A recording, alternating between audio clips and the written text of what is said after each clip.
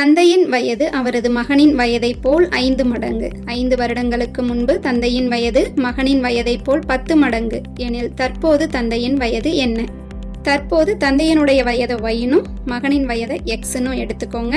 அப்போ தற்பொழுது தந்தையோட வயதான y வந்து மகனின் வயதை போல் 5 மடங்குன்னு சொல்லியிருக்காங்க. அதனால y சமம் 5x எடுத்துக்கலாம். தந்தை மற்றும் மகனோட வயதிலிருந்து 5 கழிச்சிருங்க.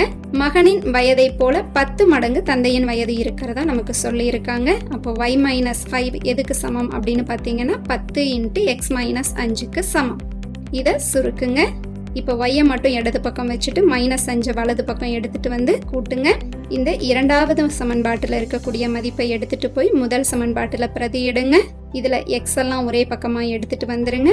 அதுல இருந்து x கண்டுபிடிச்சிங்கன்னா 9. முதல் சமன்பாட்டில் பிரதியிட்டோம் அப்படின்னு சொன்னா 45.